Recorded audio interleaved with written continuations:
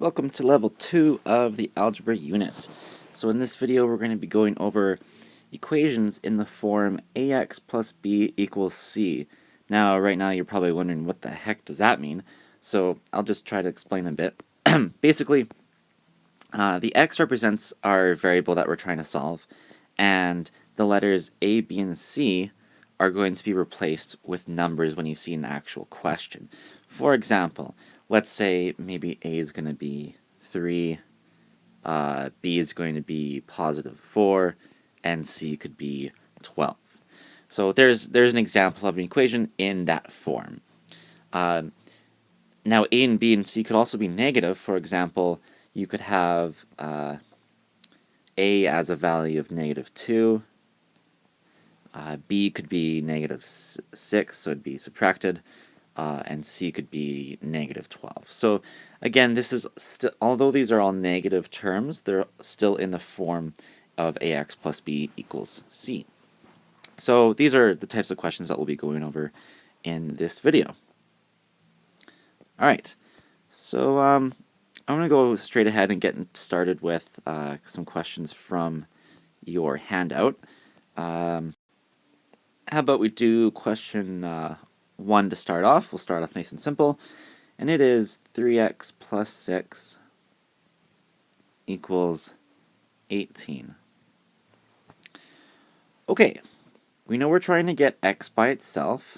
That's our variable here. And we know we always need to do the same thing to both sides. So here's our left side and right side of the equation. And we know that we need to do the opposites. So I know I need to get rid of this 3 and this 6.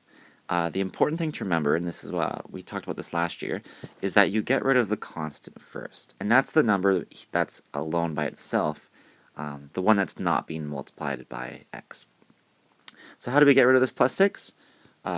We do the opposite, which is to subtract 6. And remember from the last video, we always do the same thing to both sides of the equation, so we'll minus 6 over there as well. So now these two cancel out, and now I'm going to write down below this what we have left. So we have a 3x over here equals 18 minus 6, which is 12.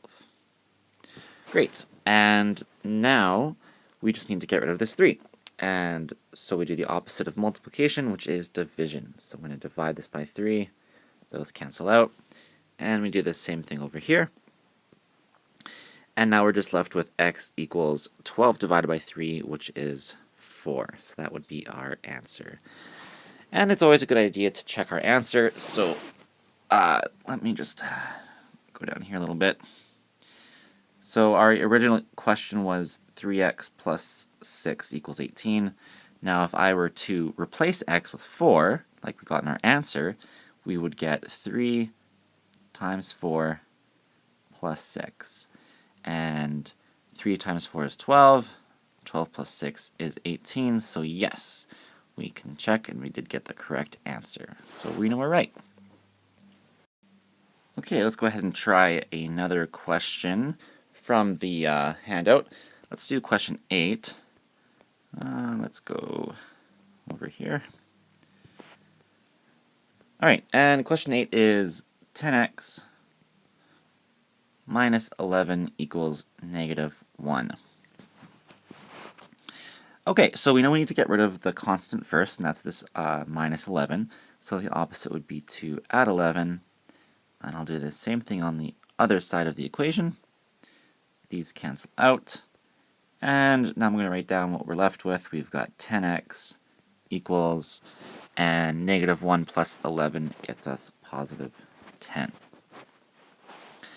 Now to get rid of this 10 here, we're going to divide because that's the opposite of multiplying. Same thing to this side. And we're left with x equals 10 divided by 10, which is just 1. And we'll check our answer really quickly here. If I do 10 times x, which is 1, so 10 times 1, minus 11, that's the same thing as 10 minus 11, which is in fact negative 1. So we definitely got the right answer. Alright, moving on to another one. Let's go over here. So this is number 12, question number 12. And it is negative 7x plus 1 equals negative 13. Okay. So again, we're going to get rid of our constant first, which is this plus 1. So I'm going to subtract 1 from both sides, and that will cancel those out. And I'll be left with negative 7x equals negative 13 minus 1, which is negative 14.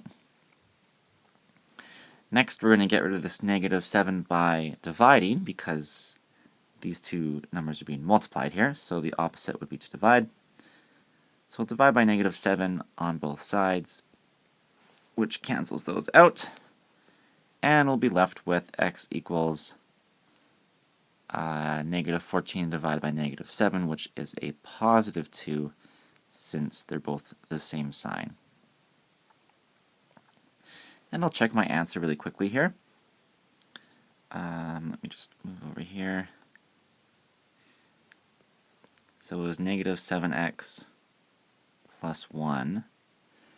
So I'm going to replace x with 2. Negative 7 times 2 is negative 14. And negative 14 plus 1 is, in fact, negative 13, which is what we were hoping for. So yes, we've got it correct. Alright, and now I'm just going to try one more. One of the last ones, I think. Let's go into this rose over here. Or tulip, or whatever it is. I guess it's not actually a rose. Okay, let's try number 19. 6 minus 5x equals negative 9. Okay. So first off, our coefficient is, our constant, the number by itself here is this 6. So to get rid of it, what we need to think is it's not really being added or subtracted, but you can think of it as a positive 6, and we know the opposite of positive is negative. So we are, in fact, going to be minusing 6 from both sides of the equation to get rid of that positive 6. I mean, it makes sense because 6 minus 6 is 0, and that's kind of what we're trying to do there. So those those 6's cancel out, and now we're going to be left with a negative 5x equals negative 9 minus 6, which is negative 15. Okay, almost done. Now we just have to get rid of this negative 5 in front of the x here. And since they're being multiplied, we will divide by negative 5. And do the same thing to this side. Those cancel out. And we're going to be left with x equals negative 15 divided by negative 5, which gets us positive 3. And of course, we'll check our answer real quick to make sure we've got it correct. I'll just do that up here. So 6 minus 5 times x, which we figured out was 3. So let's calculate this and see if we actually get an answer of negative 9. So if we multiply 5 times 3, we get 15. And 6 minus 15 is, in fact, negative 9. So we've got it right. Okay, so, yeah, hopefully that helped. And that's it for level 2.